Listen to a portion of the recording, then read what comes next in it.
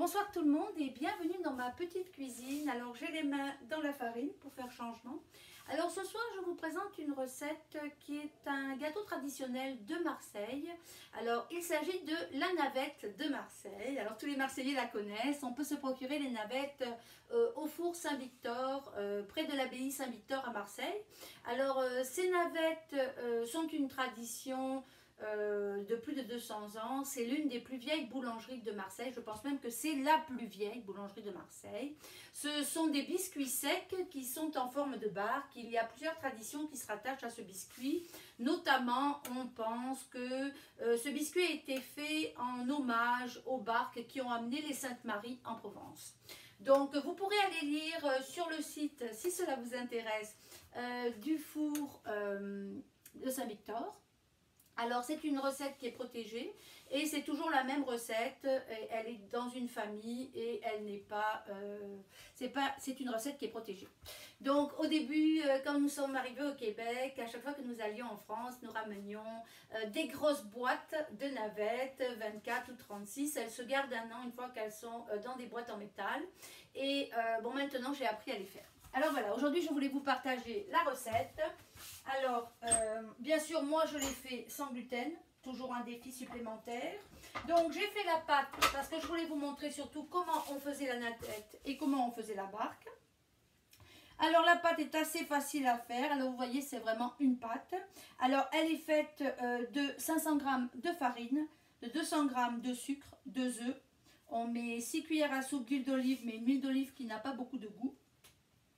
Moi j'ajoute du psyllium, mais là j'étais vraiment au dernier moment parce que c'est préférable de le mettre au dernier moment. 2 cuillères à soupe de fleurs d'oranger. Alors la navette est faite à partir de fleurs d'oranger. Si vous trouvez que l'essence est trop présente, ben, l'eau de fleurs d'oranger, vous pouvez toujours en mettre moins, ou sinon si vous n'aimez pas, vous pouvez aller la faire au citron. Mais sachez que de base, traditionnellement, elle est faite à la fleur d'oranger. Qu'est-ce que je peux ajouter d'autre? Qu'est-ce que j'ajoute? C'est tout, voilà. Donc on fait comme d'habitude, c'est-à-dire qu'on met, des fois j'ajoute 3 cuillères à soupe d'eau. Et j'ai un truc secret dans les sans gluten, c'est que j'ajoute 2 cuillères à soupe de yaourt. Alors c'est toujours un yaourt très épais, c'est le yaourt que je fais. C'est un yaourt qui a une bonne consistance. On ne veut pas de yaourt trop liquide. Donc on fonctionne comme toujours dans le sans gluten, dans les gâteaux. C'est-à-dire qu'on prend les œufs, les 2 œufs, on les mélange avec le sucre jusqu'à temps que ce soit mousseux. Ensuite on ajoute les autres ingrédients et au dernier moment on ajoute sa farine. Voilà, et on obtient vraiment une pâte. Alors, qu'est-ce qu'on fait après? Ben, on se met de la farine sur les mains. J'ai aussi de la farine sur mon comptoir, directement étalée sur mon tapis tupperware. Ça peut être n'importe quel tapis. Bon, moi, j'ai un tapis tupperware que j'aime bien mettre. Alors, on va prendre sa pâte et on va aller faire tout simplement, je ne sais pas ce que j'ai mis là, on va aller faire tout simplement des cigares. Donc, il y a différents types de formes de navettes, c'est-à-dire qu'on peut faire la navette en petit format ou en gros format. Moi, je l'ai toujours acheté au four et au four à Saint-Victor, elle est toujours en grand format. Donc, on fait un boudin, on va pincer les 2 bords du boudin au bout. On fait un pincement tout au bout et ensuite, on vient prendre un ciseau et on va aller faire sur le centre, sans transpercer, on va aller faire une creusée, donc vraiment, et là on a pincé au bout et c'est fini, on a fait notre navette. Alors comme je vous disais, vous pourriez les faire petites. Alors la recette que je vous ai donnée, souvent je la double parce que tant qu'à faire des navettes, on fait des navettes. Donc là, si ça sonne, j'en ai dans le four. J'ai déjà une première batch qui a été faite et je suis à ma deuxième batch. Donc voilà, vous pourriez aller essayer les petites navettes si vous préférez, c'est exactement la même chose. Au lieu de faire la taille à peu près d'un cigare, vous faites la taille d'un doigt. Et donc vous aurez des navettes aussi, mais qui seront différentes. Voilà. Donc je pense, je fais mon boudin, je pince mes extrémités et je vais faire ma fente centrale sans la traverser. Et donc à la cuisson, elle va s'ouvrir et va donner la forme d'une barque. Donc vous voyez, c'est quand même assez simple. Voilà. Alors, une fois que je les aurai toutes faites, qu'est-ce que je vais faire?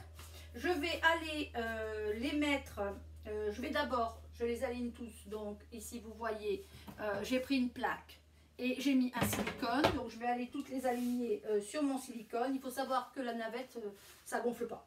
Donc on peut quand même les mettre relativement proches. Et ensuite, je vais aller les badigeonner avec un peu de lait et un pinceau. Donc je vais le faire directement. Alors voyez là, j'en ai fait une autre, je viens vous la montrer. Vous voyez, elle est pincée sur les bords et la fente centrale. Et je vais aller les mettre, je vais aller badigeonner, donc comme je disais, avec du lait. Mais ça, je le fais au dernier moment parce que je ne veux pas détremper ma pâte.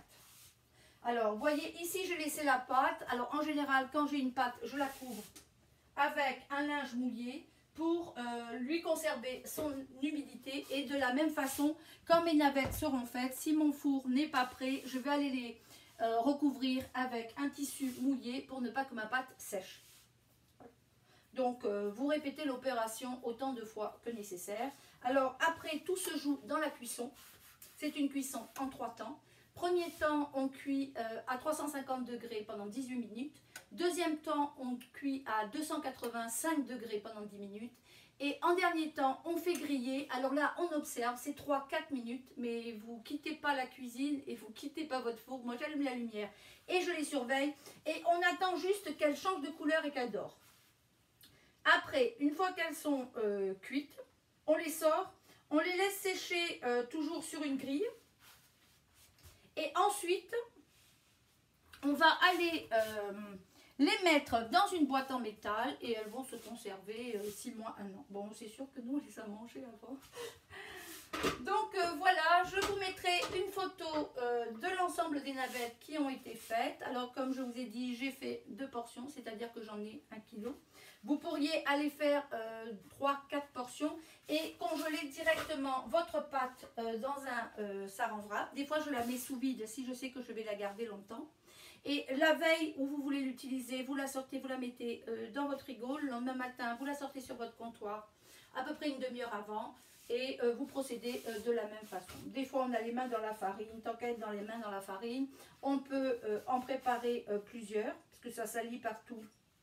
Donc, tant qu'à faire, on fait plusieurs pâtes, on les congèle et ensuite, on les utilise. Aujourd'hui, j'avais fait ça pour la pâte à cookies. Et donc, j'ai 3 ou 4 pâtes à cookies en congélation.